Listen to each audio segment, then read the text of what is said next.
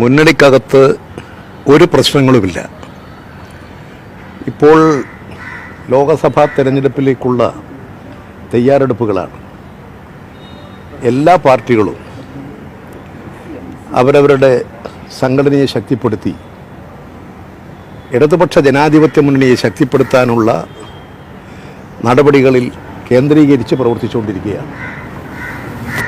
സ്വാഭാവികമായും സീറ്റ് വിഭജനം പോലുള്ള പ്രശ്നങ്ങൾ വരുമ്പോൾ ഓരോ പാർട്ടിക്കകത്തും അണികളിൽ സമ്മർദ്ദമുണ്ടാകും.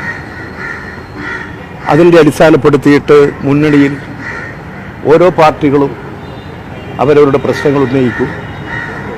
അങ്ങനെ ഉന്നയിക്കപ്പെട്ട് കഴിഞ്ഞാൽ എല്ലാവരും കൂടി ചേർന്നുകൊണ്ട് ഐക്യകണ്ഠേന തീരുമാനം അംഗീകരിക്കുക എന്നുള്ളതാണ് ഇടതുപക്ഷ മുന്നണി സ്വീകരിച്ചിട്ടുള്ള നിലപാട്. അതനുസരിച്ചാണ് കഴിഞ്ഞ LDF യോഗത്തിൽ ഞങ്ങളെല്ലാം കൂടി ചേർന്ന് സീറ്റ് സംബന്ധിച്ചിട്ടുള്ള ധാരണയുണ്ടാക്കിയത്. കേരളത്തിൽ നിലവിൽ 16 സീറ്റിലായിരുന്നു CPM മത്സരിച്ചിരുന്നത്. ഞാൻ തന്നെ ആ യോഗത്തിൽ CPM ഒരു സീറ്റ് ഉപേക്ഷിക്കണം എന്ന നിർദ്ദേശം വെച്ചു. അതെല്ലാവരും അംഗീകരിച്ചു. അങ്ങനെ CPI-M 15, CPI 4, കേരള കോൺഗ്രസ് മാണി അവർ നിലവിൽ കോട്ടയത്ത് MP ഉണ്ട്, തിരഞ്ഞെടുക്കപ്പെട്ട MP ലോകസഭയിലുണ്ട്. കോട്ടയം സീറ്റ് കേരള കോൺഗ്രസ് മാണി എന്നീ നില വ്യക്തമാക്കി ഞങ്ങളെല്ലാവരും ഐക്യകണ്ഠേന തന്നെ ആ തീരുമാനം അംഗീകരിച്ചു. ഇന്നലെ പത്രങ്ങളിൽ ചില വാർത്തകൾ വന്നിട്ടുണ്ട്. അവരുടെ നേതാക്കൾ തന്നെ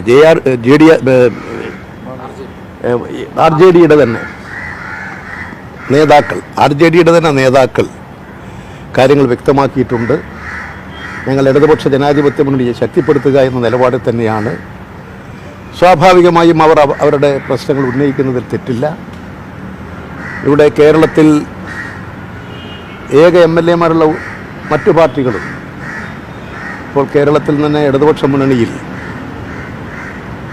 വളരെ കാലമായി ഇടതുപക്ഷത്തോടൊപ്പം നിൽക്കുന്ന ഒരു ഇടതുപക്ഷ പാർട്ടിയാണ് RSP കുഞ്ഞുമോൻ, കോവൂർ കുഞ്ഞുമോൻ. RSPക്കകത്തുണ്ടായിട്ടുള്ള ഭിന്നിപ്പിൽ ഇടതുപക്ഷത്തോടൊപ്പം ഉറച്ചു നിന്ന് ജനകീയ അംഗീകാരം വാങ്ങി നിയമസഭയിലെത്തിയിട്ടുള്ള ആളാണ്. അതുപോലുള്ള MLA-മാരുണ്ട്. പക്ഷെ അവരെല്ലാം മുന്നണിയെ ശക്തമാക്കാനുള്ള നിലപാട് സ്വീകരിച്ചിട്ടുള്ളത്. RJDയിൽ ഇനി എന്തെങ്കിലും അവർക്ക് പ്രത്യേക കാര്യങ്ങൾ ചർച്ച ചെയ്യാനുണ്ടെങ്കിൽ തീർച്ചയായും ഞങ്ങൾ ചർച്ച ചെയ്യും. അതിലൂടെ പ്രത്യേക പ്രശ്നങ്ങളൊന്നും ഒരു വിഷയമായിട്ട് ഞാൻ കാണുന്നില്ല. കാരണം RJDയുടെ നേതാക്കൾ തന്നെ വ്യക്തമാക്കിയിട്ടുണ്ട്. അതുകൊണ്ട് ഇനിയും എന്തെങ്കിലും പ്രശ്നങ്ങൾക്ക് അവശേഷിക്കുന്നുണ്ടെങ്കിൽ അതുകൂടി ചർച്ച ചെയ്ത് പരിഹരിച്ച് മുന്നോട്ട് പോകും. അവർക്ക് സീറ്റ് വാഗ്ദാനം നൽകിയിരുന്നു, കൺവീനർ ഉറപ്പ് നൽകിയിരുന്നു പറയുന്നത്. അതൊരു പക്ഷേ ഇപ്പോഴത്തെ കൺവീനർ ആവാൻ സാധ്യതയില്ല.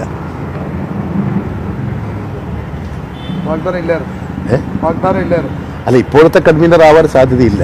എന്താണെന്ന് ഇല്ല, അതൊക്കെ ഞങ്ങൾ സംസാരിച്ചു. അതൊക്കെ അവർക്ക് സ്വാഭാവികമായും ഓരോ പാർട്ടിയും ആഗ്രഹിക്കും. അതിലൊന്നും തെറ്റില്ല. ഇപ്പോൾ ഞാനിപ്പോൾ കേരളത്തിൻ്റെ കാര്യമെടുത്താൽ 1952 മദിരാശി സംസ്ഥാനത്ത് മുസ്ലിം ലീഗിന് ഒരു MP ഉണ്ടായിരുന്നു. 1962 മലബാറിൽ മദിരാശി സംസ്ഥാനത്ത് അതിനുശേഷം 62 പാർലമെൻറ്റ് തിരഞ്ഞെടുപ്പിൽ 2 MP-മാരുണ്ടായിരുന്നു മുസ്ലിം ലീഗിന് 62. അങ്ങനെയുള്ള മുസ്ലിം ലീഗ് ഇപ്പോൾ UDF-ൽ അവർ 2 സീറ്റ് നിർത്തിയിരിക്കുകയാണ്. അതൊക്കെ കേരളത്തിൽ ജനങ്ങൾ കണ്ടുകൊണ്ടിരിക്കുന്ന പ്രശ്നങ്ങളാണ്. 52 ഒരു സീറ്റിൽ മദിരാശി സംസ്ഥാനത്ത് സീറ്റുണ്ടായിരുന്ന മുസ്ലിം ലീഗ് 62 ആരുടെയും പിന്തുണയില്ലാതെ കോൺഗ്രസിനെതിരായി മത്സരിച്ച് 2 സീറ്റിൽ വിജയിച്ചിട്ടുള്ള മുസ്ലിം ലീഗ് ഇപ്പോൾ അവർ 3 സീറ്റേ ആവശ്യപ്പെട്ടിട്ടുള്ളൂ എന്നാണ് എനിക്ക് തോന്നുന്നത്. മുസ്ലിം ലീഗ് അവരുടെ നിലപാട് അവർ വ്യക്തമാക്കേണ്ടതാണ്. ഏതായാലും ഇത്തരത്തിലുള്ള സ്ഥിതിഗതികളൊക്കെ ഇവിടെ ഉണ്ട് എന്നുള്ള കാര്യം ശ്രദ്ധയിൽപ്പെടുത്തുന്നത് മാത്രം.